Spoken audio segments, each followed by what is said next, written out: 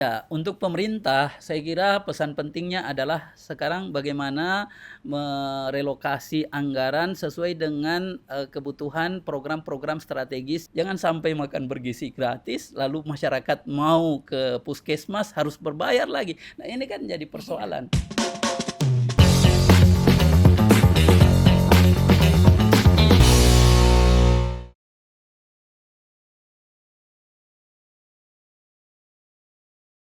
Acara ini dipersembahkan oleh Assalamualaikum warahmatullahi wabarakatuh. Halo para pemirsa Unhas TV dimanapun Anda berada, senang sekali saya Zara Sabita Suceng dapat kembali menyapa Anda dalam program Unhas Speak Up.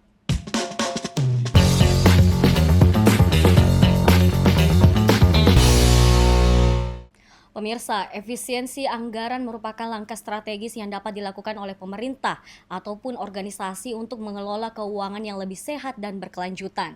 Di Indonesia saat ini efisiensi anggaran tengah hangat diperbincangkan seiring dengan diterbitkannya instruksi Presiden Impres nomor 1 tahun 2025 tentang pengelolaan APBN dan APBD 2025. Nah, dalam episode Unhas Speak Up kali ini kita akan membahas bagaimana sebenarnya tujuan, manfaat, serta strategi pelaksanaan efisiensi anggaran. Benarkah efisiensi anggaran yang tengah dilakukan oleh pemerintahan kita saat ini akan menjadi solusi atau hanya sekedar kalasi?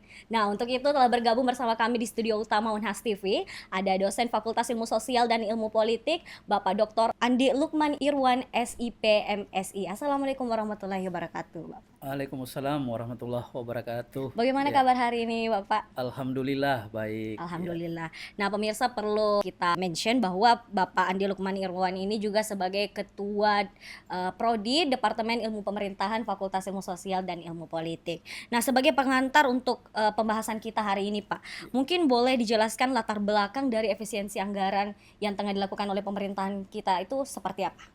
Ya, saya kira seperti yang kita pahami dan yang saya kira sudah banyak penjelasan-penjelasan yang disampaikan baik oleh Presiden secara langsung ataupun kemudian jajaran kementerian terkait.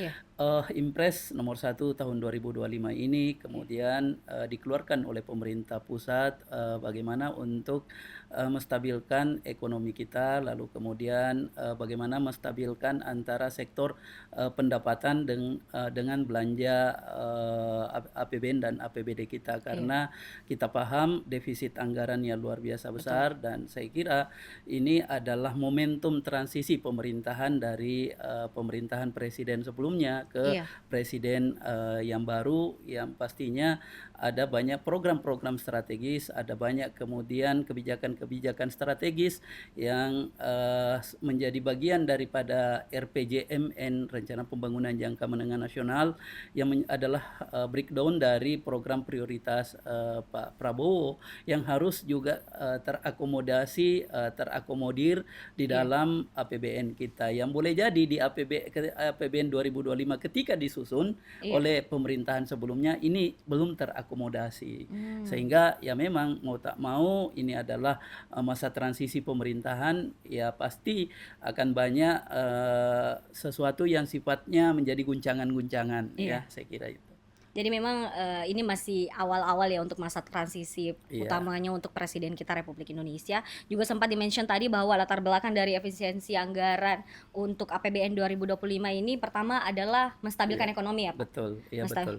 Kemudian menyeimbangkan pendapatan dan belanja Belanja, serta iya, untuk mendukung program-program strategis dari Presiden Republik Indonesia Prabowo Subianto. iya betul, Kemudian ini kan ada banyak yang terdampak nih, Pak, iya, untuk anggaran itu sendiri.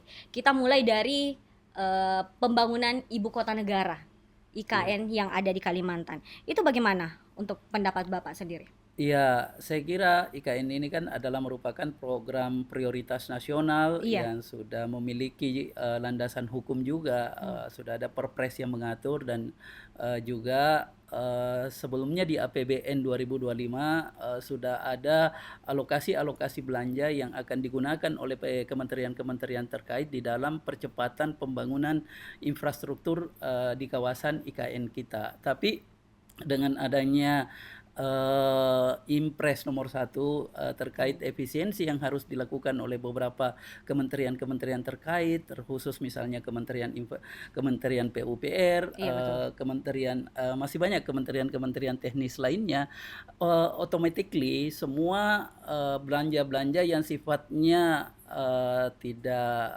penting dan mendesak pasti akan menjadi bahan evaluasi secara menyeluruh, sehingga ya memang harus kita lihat ke depannya bahwa alokasi-alokasi belanja untuk percepatan pembangunan infrastruktur IKN yang ada sebelumnya pasti Iya. akan terdampak. Tapi kita bisa juga secara ini melihat bahwa Pak Prabowo sudah memberikan statement juga, Iya. khususnya kemarin ketika bersama dengan Pak Jokowi, bahwa pembangunan IKN tetap menjadi program prioritas yang akan dilanjutkan Iya betul. oleh Pak Prabowo ke depannya. Oleh karenanya saya melihat bahwa boleh jadi di APBN 2026 dan APBN selanjutnya akan menjadi program prioritas yang akan difokuskan oleh Pak Prabowo untuk bagaimana IKN ini betul-betul bisa secara cepat ya mengakomodir kebutuhan untuk menjadi kawasan ibu kota negara kita. Saya kira ya mau tidak mau pasti untuk 2025 ini ada banyak kemandekan-kemandekan pembangunan infrastruktur Iya di betul. IKN, tapi boleh jadi di 2026, 2027 dan selanjutnya di masa pemerintahan Pak Prabowo tetap akan menjadi fokus untuk karena ini legacy yang ditinggalkan oleh Pak Jokowi ketika Iya. kemudian infrastruktur yang sudah terbangun di KN ini tidak Dijalankan. termanfaatkan, tidak berjalan, pasti ada banyak multiplier efek yang akan Betul. muncul. Aspek hukum juga pasti akan ikut di dalamnya. Nah, ini saya kira menjadi fokus perhatian tentunya Iya betul. yang tapi mau tidak mau kementerian teknis terkait sekarang ini pasti akan mengetatkan belanja karena ada pemungkasan dan pemotongan pada beberapa anggaran pembangunan infrastruktur. Yeah. Oke, mengingat IKN ini sebenarnya adalah program dari presiden sebelumnya ya Pak, Yeah. dari Jokowi kemudian dibawa, jadi mau tidak mau memang harus tetap dilanjutkan, tapi memang ada yang diprioritaskan untuk masa-masa transisi ini untuk di awal pemerintahan Bapak Yeah. Prabowo Subianto. Yeah. Oke, selanjutnya nih Pak, kita akan berbicara mengenai selain IKN, Ibu Kota Negara Indonesia yang ada di Kalimantan, apalagi nih kementerian yang terdampak dari efisiensi anggaran itu Pak? Ya, saya kira kalau kita berbicara pada postur anggaran APBN yang dipangkas melalui impres ini, sejumlah kementerian-kementerian semua mengalami dampak-dampak yang secara secara langsung bagaimana mengetatkan pos-pos belanja mereka. Iya. Tapi memang yang banyak menuai kontroversi juga karena beberapa lembaga-lembaga terkait itu justru tidak mengalami pemotongan Iya anggaran. betul, tidak. Justru ada yang kemudian mendapatkan penambahan proporsi anggaran seperti Kementerian Pertahanan, Kepolisian, Kejaksaan. Iya betul. Ini unsur-unsur aparatur hukum yang justru tidak mendapat kebijakan pemotongan anggaran. Justru ada kenaikan anggaran di Kementerian Pertahanan. Nah, ini yang menjadi aspek pro kontra yang muncul di Iya publik betul. sebenarnya. Nah, ini yang justru sangat kita harapkan bahwa Kementerian PUPR sebagai leading sektor pembangunan infrastruktur baik di tingkat pusat dan sampai di tingkat daerah, ini yang harusnya mendapatkan proporsi untuk tidak mendapatkan pemotongan, tapi justru Iya. mendapatkan pemotongan yang paling besar. Betul. Karena harapan kita ke depannya sesuai juga dengan visi Astacita dari Pak Prabowo Gibran ini, salah satunya adalah pembangunan infrastruktur yang berkelanjutan, yang inklusif, yang berkeadilan. Ya, ini akhirnya mau tidak mau banyak daerah-daerah yang akan merasakan dampak. Iya. Bagaimana infrastrukturnya mandek, bagaimana infrastruktur kesehatan, pendidikan kita pasti akan mengalami stagnasi. Nah, ini semua kementerian pasti akan merasakan dampak-dampaknya, tapi yang paling kita kita akan sorot ke depannya adalah bagaimana infrastruktur kita yang tidak berjalan sesuai dengan harapan masyarakat. Karena ada banyak wilayah-wilayah di Indonesia yang masih membutuhkan bagaimana sentuhan dana dari pusat untuk perbaikan infrastruktur pendidikan contohnya, untuk perbaikan infrastruktur kesehatan misalnya, untuk kebutuhan infrastruktur layanan dasar, air bersih, perumahan apa dan sebagainya. Nah, pasti ini semua akan stagnasi di 2025. Nah, ini saya kira yang menjadi harus menjadi fokus perhatian dari pemerintah pusat, bagaimana Impres nomor 1 2025 ini justru tidak memberikan dampak bagaimana masyarakat yang seharusnya sudah menikmati fasilitas infrastruktur untuk menunjang kebutuhan, pemenuhan kebutuhan dasarnya itu tidak bisa terrealisasi dengan baik. Apalagi harus juga kita tahu, ini kan kepala daerah 2024 sudah dilantik tanggal 20 akan dilantik tanggal 20 Februari 2025 ini nantinya. Kepala-kepala daerah yang dilantik oleh Pak Prabowo nantinya ini kan punya program-program strategis, punya program-program yang sudah dikampanyekan kepada masyarakat di daerahnya masing-masing. Nah, ketika diperhadapkan dengan persoalan pemangkasan anggaran yang terkhusus dengan dana transfer ke daerah, ini pasti akan banyak kepala-kepala daerah yang kebingungan, kesulitan bagaimana mengimplementasikan program strategis yang sudah diperjanjikan kepada masyarakat. Akhirnya pasti yang saya agak khawatirnya ketika muncul respon-respon negatif dari masyarakat berupa ketidakpuasan di tahun pertama dari kepala-kepala daerah yang akan dilantik ini. Ya, makanya ada beberapa kepala daerah yang menyampaikan, ya inilah mungkin yang akan menjadi fokus retret kita yang dilakukan oleh Pak Prabowo untuk kepala daerah di Magelang nanti. Oke, jadi memang menuju pelantikan tanggal 20 Februari 2025 ya Pak. Tadi dimention bahwa hampir semua kementerian tentu akan berdampak, namun ada juga beberapa instansi yang justru mendapatkan kenaikan anggaran, dan ada juga beberapa harusnya kementerian khususnya yang dalam bidang infrastruktur yang justru dipangkas paling banyak ya Pak. Padahal kebutuhan masyarakat ada di situ, mulai dari pemerataan akses pendidikan dan kesehatan dan lain sebagainya. Kemudian juga sempat dimention tadi bahwa tentu kepala daerah yang punya janji kepada masyarakat, kepala daerah yang terpilih yang bersedia untuk melaksanakan program-program strategisnya di daerahnya masing-masing, ketika dihadapkan dengan pemangkasan anggaran tentu akan ada sedikit masalah ya Pak, karena program yang akan mereka laksanakan tentu tergantung juga dengan anggaran yang tersedia. Nah, selanjutnya nih Pak, kita berbicara mengenai pendidikan. Salah satu yang paling banyak disorot oleh media, masyarakat akhir-akhir ini adalah terkait dengan efisiensi anggaran dalam dunia pendidikan. Yang itu ada yang mengatakan bahwa UKT berpotensi untuk naik. Kan UKT tahun sebelumnya memang sudah sempat menjadi isu hangat ya ketika sempat dinaikkan. Kemudian ada juga beberapa beasiswa yang dicabut. Ini bagaimana tanggapan Bapak terkait efisiensi anggaran dalam dunia pendidikan?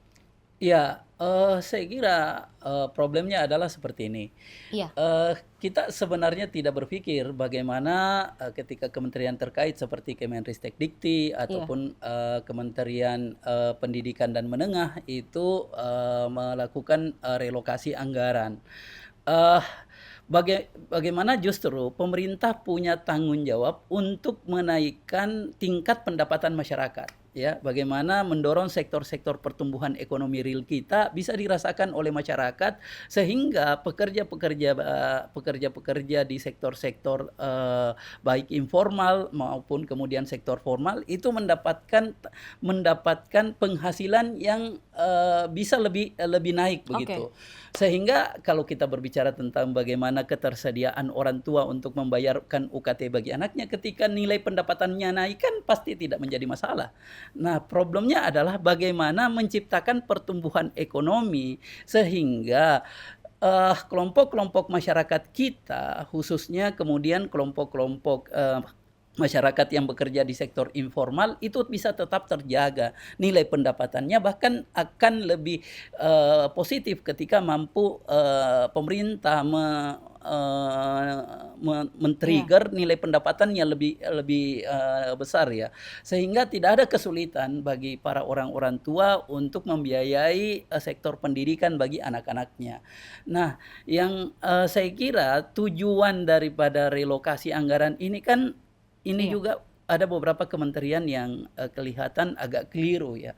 Yang harapannya pemerintah kita kalau menurut pandangan saya dari statement Pak Prabowo adalah bagaimana kementerian-kementerian, bagaimana birokrasi kita itu lebih efisien pada sektor-sektor yang sifatnya belanja-belanja internal organisasi pemerintahan. Oke. Misalnya seperti apa? Ya makanya salah satu yang menjadi focusing Inpres nomor 1 2025 ini kan adalah bagaimana menciptakan efisiensi anggaran pada sektor belanja perjalanan dinas misalnya. Oke. Yang selama ini kan proporsi perjalanan dinas di setiap kementerian luar biasa Betul. nilainya. Nah, yang diharapkan oleh Pak Presiden, kalau kemudian kegiatan-kegiatan sosialisasi program kementerian kan kita pada maklum selama ini.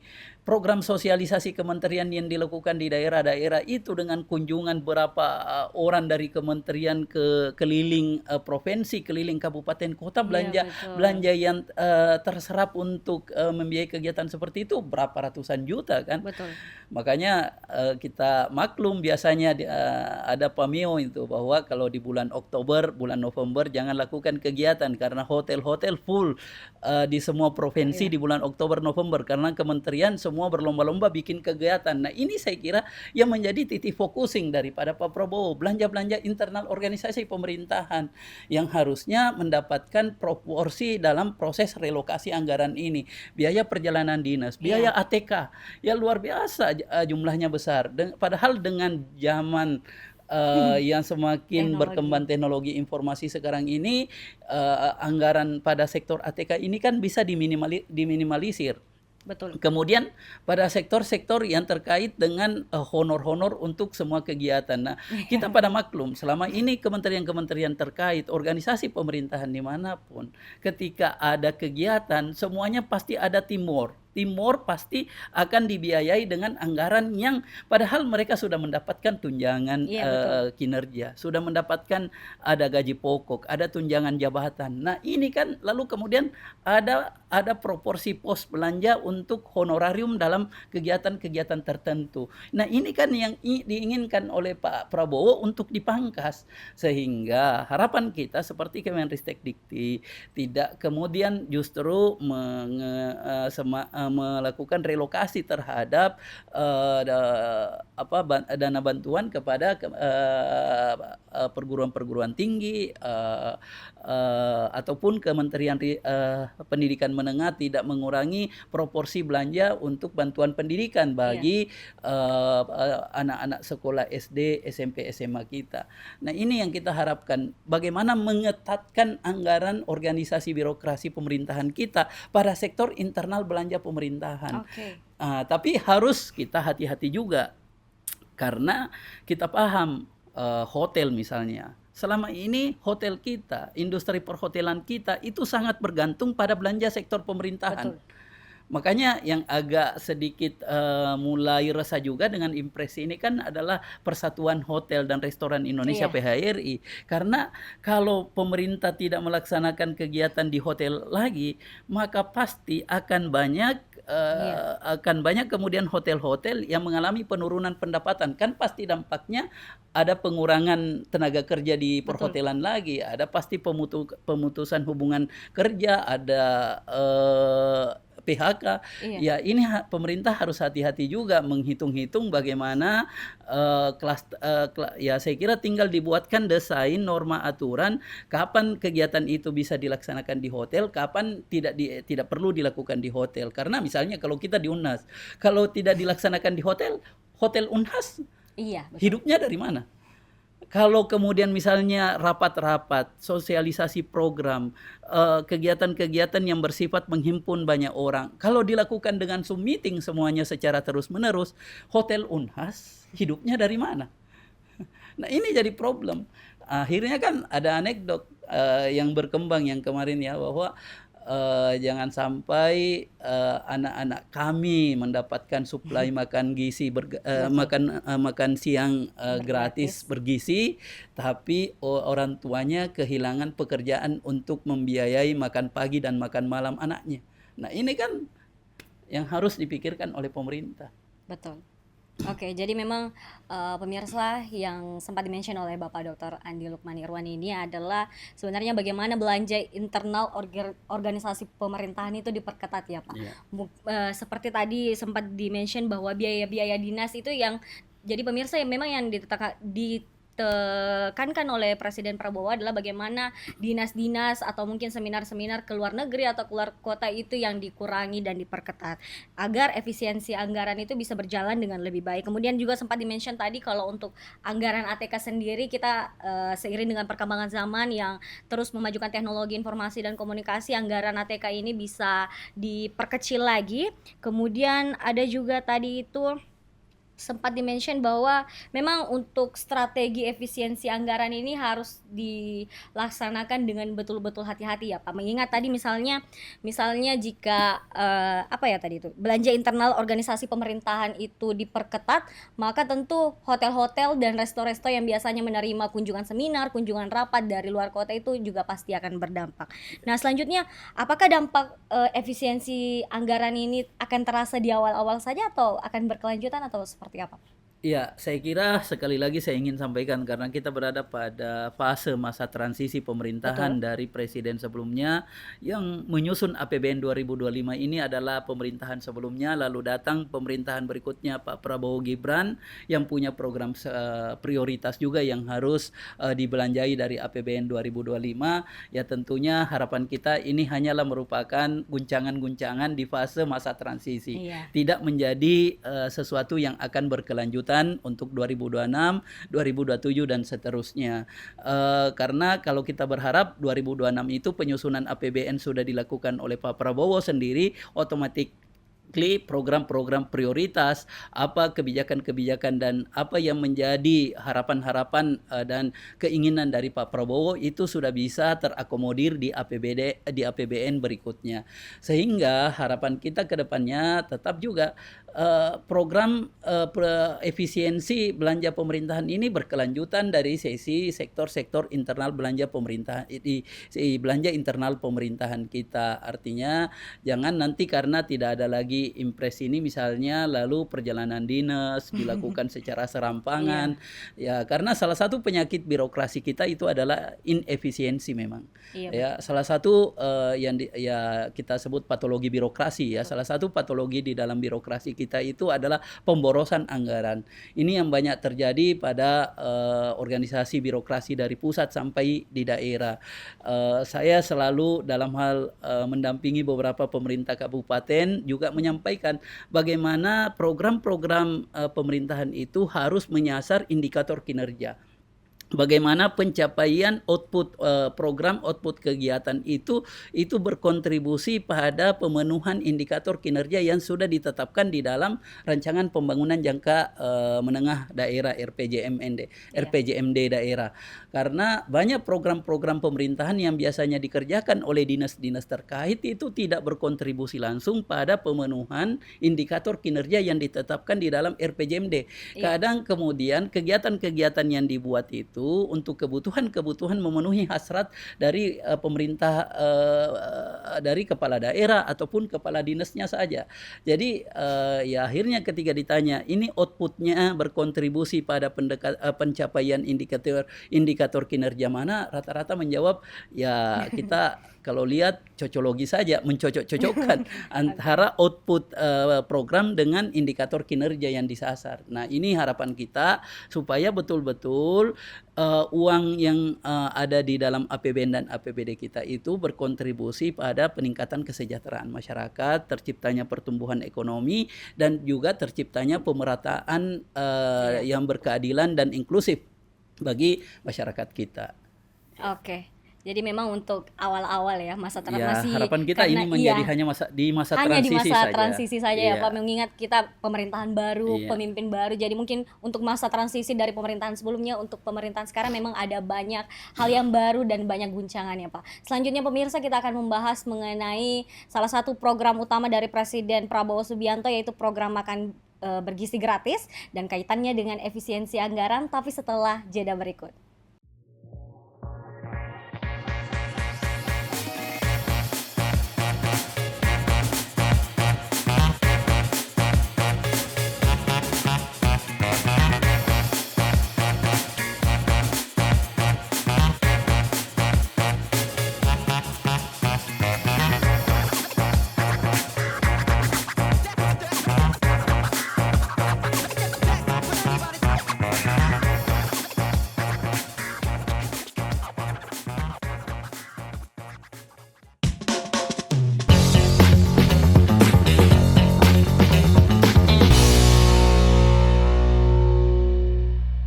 Baik pemirsa, terima kasih karena masih membersamai kami dalam program Unhas Speak Up membahas mengenai efisiensi anggaran bersama Dr. Andi Lukman Irwan.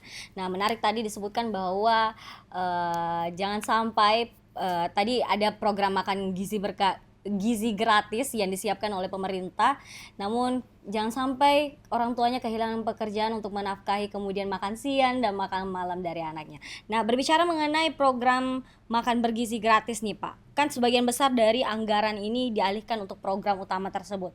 Apakah ini adalah langkah yang tepat atau bagaimana tanggapan Bapak?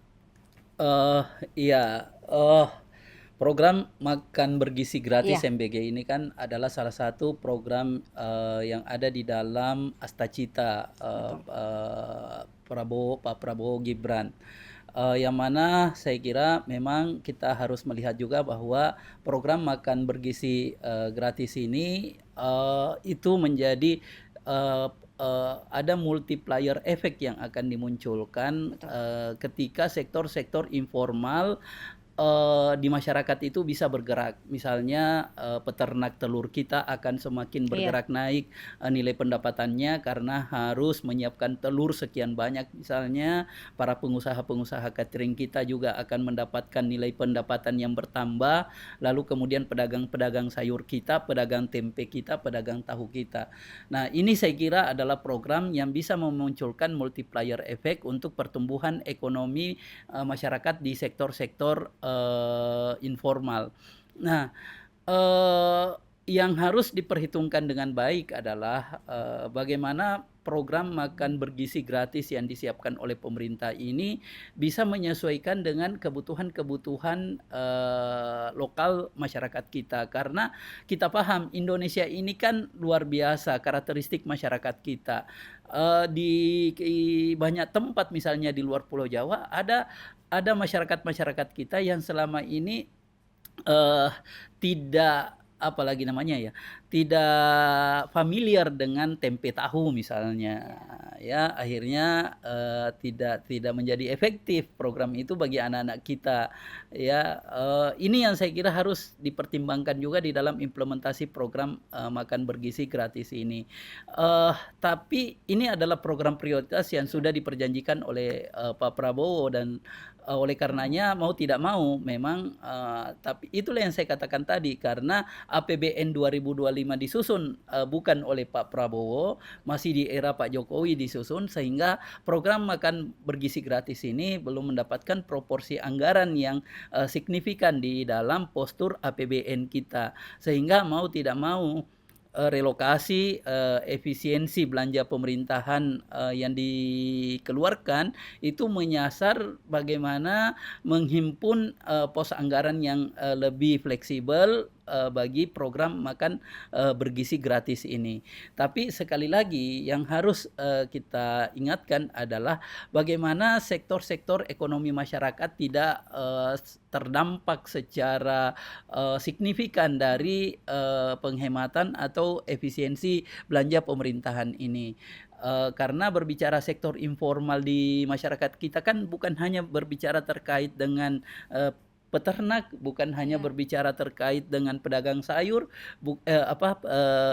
petani sayur, bukan hanya yang terkait dengan pembuat tempe tahu, bukan hanya berbicara tentang petani, tapi juga banyak sektor-sektor ekonomi masyarakat kita yang harus diperhatikan oleh pemerintah, bagaimana keberlanjutan kehidupan mereka. Yang saya katakan tadi, misalnya tukang batu, tukang bangunan yang kehilangan pekerjaan karena tidak ada lagi pembangunan infrastruktur di daerah misalnya. Karena kita lihat ini transfer ke daerah yang dipotong oleh pemerintah pusat kan jumlahnya luar biasa, ada sekian puluh triliun. Ada sekian puluh triliun transfer ke daerah. Nah, ketika ini membuat pemerintah daerah misalnya mengetatkan belanja infrastrukturnya, kan ada banyak pekerja-pekerja di sektor informal yang pasti tidak mendapatkan penghasilan lagi, seperti tukang batu, tukang bangunan, kemudian tukang-tukang penambang pasir apa dan sebagainya. Ini yang harus diperhatikan juga oleh pemerintah kita. Nah, memang makan bergizi gratis ini sesuatu yang pasti akan memberikan harapannya kita adalah bagaimana ada perbaikan gizi di masyarakat kita, karena kita tahu juga dan paham juga salah satu program strategis nasional kita yang dicanangkan baik oleh pemerintahan sebelumnya dan juga beberapa pemerintah daerah mencanangkan program strategis terkait dengan penanganan stunting. Nah, cuman yang harus diperhitungkan itu lagi, bahwa kita berbicara tentang sektor ekonomi yang menghidupi banyak mulut di masyarakat kita, bukan hanya petani sayur, bukan hanya peternak. Ada pekerja-pekerja di sektor-sektor lain yang jangan sampai itu justru menjadi pengangguran yang tidak memiliki pekerjaan, akhirnya ya itulah sektor ekonomi real masyarakat kita menjadi semakin tidak bergerak. Nah, itu. Angka kemiskinan naik begitu. Betul. Ya. Oke, jadi memang pemirsa, program makan bergizi gratis ini adalah salah satu janji Presiden Prabowo Subianto saat kampanye dulu, dan kemudian sudah mulai dianggarkan besar-besaran ya Pak. Nah, tadi juga sempat di-mention bahwa melalui program makan bergizi gratis ini akan ada banyak sekali pihak-pihak yang terbantu, terutama dari para peternak, para pedagang sayur dan lain sebagainya. Tapi yang menjadi pertanyaan nih Pak, kan ini lebih banyak dianggarkan untuk makan dan pangan ya, seperti itu. Kemudian anggaran untuk infrastruktur ini dikurangi. Apakah memang sudah seharusnya seperti itu atau bagaimana? Ya, saya kira yang saya sampaikan tadi ya, untuk sektor pembangunan infrastruktur kita ini yang harus diperhatikan oleh Iya. pemerintah. Karena masih banyak daerah-daerah yang masih sangat membutuhkan percepatan pembangunan infrastruktur. Apalagi kalau kita lihat sekarang ini bagaimana kondisi alam yang menyebabkan bencana di beberapa daerah. Seperti jalanan yang akhirnya menjadi rusak, lalu kemudian ada jembatan yang rusak. Nah, ini kan adalah infrastruktur yang sangat dibutuhkan di dalam mobilitas ekonomi masyarakat. Jadi kita kembali lagi bahwa sebuah kebijakan yang baik itu adalah kebijakan yang dibuat dan didesain oleh perencana kebijakan dengan memperhatikan dan mempertimbangkan semua dampak-dampak yang akan muncul dan akan ditimbulkan oleh kebijakan yang disusun tersebut. Jadi tidak bersifat bahwa nanti kebijakan ini dibuat baru setelah itu kita melihat apa dampak negatifnya baru kita perbaiki lagi. Seharusnya dan semestinya sebelum kebijakan itu dibuat, semua apa yang menjadi dampak-dampak yang baik bersifat positif, negatif yang akan muncul, kira-kira itu sudah diperhitungkan secara cermat. Nah, ini yang saya katakan bahwa untuk pembangunan infrastruktur ini yang harus menjadi fokus perhatian pemerintah supaya tidak mendapatkan proporsi relokasi atau pemotongan yang besar. Karena di daerah masih banyak kemudian infrastruktur yang terkait dengan kebutuhan layanan dasar yang semestinya bisa dinikmati dengan baik oleh masyarakat kita untuk menunjang mobilitas ekonomi mereka, itu yang membutuhkan anggaran yang besar.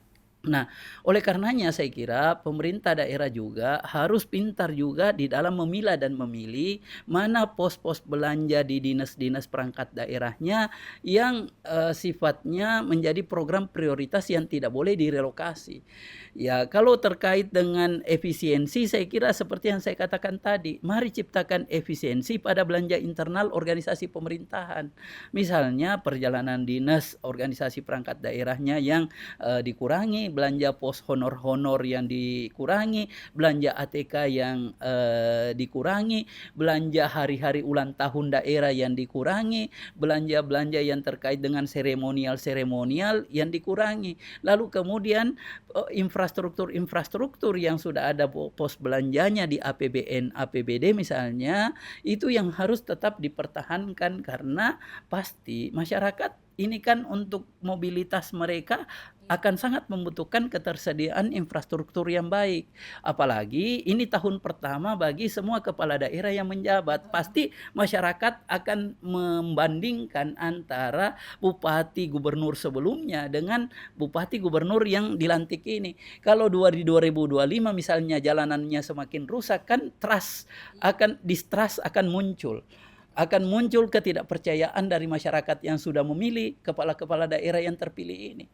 Nah, itu apalagi kita paham musibah bencana yang terjadi di khususnya di Sulawesi Selatan ini ada banyak kabupaten-kabupaten yang infrastruktur dasarnya itu semuanya harus mendapatkan proporsi anggaran untuk perbaikan.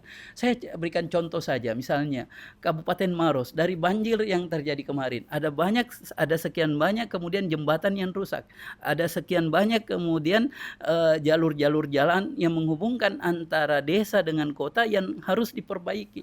Nah, ketika ini semua anggaran infrastrukturnya dipangkas, direlokasi, kan pasti masyarakat kita akan berteriak. Nah, akan muncul distrust, akan muncul ketidakpercayaan. Nah, ini yang saya kira harus juga diperhitungkan dan dipertimbangkan dengan baik oleh pemerintah. Oleh karenanya saya selalu katakan belanja sektor internal yang diefisienkan, tapi belanja sektor publik yang khususnya terkait dengan pemeliharaan dan penyediaan infrastruktur yang berkeadilan, yang inklusif, itu harus tetap dipertahankan. Jadi memang yang diperketat itu untuk belanja internal birokrasi itu sendiri ya Pak? Iya, betul lah. Kita lihat aja selama ini kalau daerah bikin hari ulang tahun kan luar biasa jor-joran. Berapa anggaran yang harus dikeluarkan, studi banding ke banyak tempat, studi banding ke luar negeri, berapa anggaran yang dihabiskan untuk membiayai belanja-belanja seperti itu. Nah, ini yang saya kiranya harus diefisienkan. Pertemuan-pertemuan yang disampaikan oleh Pak Presiden kan, pertemuan-pertemuan dengan beberapa pihak-pihak terkait dengan kementerian, dengan lokasi-lokasi, karena studi banding itu penting. Studi banding bagi pemerintah kabupaten itu sesuatu yang bisa memberikan insight kebijakan apa yang harus dilakukan oleh pemerintah daerah di daerahnya dengan mengambil lokasi benchmark pemerintahan yang berhasil. Tapi itu kan bisa dilakukan dengan memanfaatkan sarana teknologi informasi. Nggak apa-apa kan pertemuan Zoom meeting apa dan sebagainya. Tapi yang terkait dengan infrastruktur, jangan sampai masyarakat kita berteriak tidak bisa tidak bisa memasarkan produk mereka ke kota karena jembatan rusak, karena jalanan rusak. Nah, ini yang saya kira harus pemerintah cermat di situ. Iya. Iya. Jadi memang infrastruktur sepenting itu untuk tidak boleh diabaikan oleh pemerintah karena memang harus ada pemerataan aksesibilitas bagi semuanya ya Pak. Bagaimana juga dengan infrastruktur pendidikan bagi masyarakat kita, infrastruktur kesehatan bagi masyarakat kita, karena infrastruktur pendidikan bagaimana makan bergizi gratis mau dilakukan dengan baik kalau sekolahnya itu kemudian masih dalam kondisi yang sangat terbatas. Kan kasihan juga, pasti pasti murid-murid kita juga di sekolah pasti akan menyampaikan, tidak usah kami makan bergizi gratis, perbaiki sekolah kami. Betul. Itu kan yang harus menjadi perhatian pemerintah. Mereka diberikan makan bergizi gratis, lalu kemudian plafon sekolahnya semuanya mau roboh. Nah, ini kan pasti anak-anak SD yang tidak tahu apa-apa pasti ketawa-ketawa. Bukan ini yang kami butuhkan. Yang kami butuhkan perbaiki plafon sekolah kami. Nah, ini yang harus diperhitungkan secara cermat oleh pemerintah. Bagaimana infrastruktur kesehatan. Jangan sampai makan bergizi gratis dibiayai lalu ketika orang miskin mau pergi ke mengakses layanan kesehatan, mereka harus bayar. Karena apa? Karena tidak ada subsidi pemerintah lagi untuk membayar UHC. UHC ini kan luar biasa proporsi anggaran yang harus disediakan oleh pemerintah kabupaten untuk membiayai jaminan kesehatan bagi masyarakatnya. Jangan sampai makan bergizi gratis, lalu masyarakat mau ke puskesmas harus berbayar lagi. Nah ini kan jadi persoalan. Nah, Jangan sampai anak-anak ingin bersekolah untuk mendapatkan makan bergizi gratis, namun tidak ada akses yang baik untuk ke sekolahnya. ya, Seperti itu yang kira-kiranya saya ingin kira begitu. disampaikan. Oke. Ya. Nah, terkait dengan biaya internal nih Pak, biaya internal birokrasi kita. Nah, bagaimana kemudian Bapak melihat Kabinet Merah Putih? Nah, kita kaitkan dengan apakah pemangkasan kabinet ini sebagaimana yang kita ketahui bahwa Kabinet Merah Putih ini memiliki lebih dari 30 menteri. Ada wakil menteri, ada staf khusus dan lain sebagainya. Bagaimana tanggapan Bapak jika efisiensi anggaran dimulai dari struktur pemerintahan itu sendiri? Ya, saya kira ini satu ironi bernegara kita juga. Di dalam Undang-Undang Pemerintahan, Undang-Undang Dasar 45, Undang-Undang Dasar kita juga menyebutkan bahwa kabinet itu hak prerogatif daripada presiden sebagai konsekuensi dari sistem presidensialisme di Indonesia, bahwa kekuasaan untuk membentuk kabinet itu menjadi hak mutlak dari seorang presiden yang terpilih. Tapi kita di Indonesia melihat fenomena khususnya kemarin pembentukan kabinet Merah Putih oleh Pak Prabowo dan Gibran, itu kita menyebutnya kabinet yang sangat akomodatif, mengakomodasi semua kepentingan-kepentingan partai politik. Akhirnya saya melihatnya bahwa struktur itu disusun berdasarkan jumlah orang yang mau dimasukkan dan ditempatkan pada pos itu. Jadi struktur mengikuti jumlah orang yang yang seharusnya pembentukan organisasi tata kerja ya mengikuti bagaimana kemudian menciptakan struktur yang betul-betul bisa secara efisien, bisa betul-betul profesional membantu menjalankan tugas-tugas pemerintahan.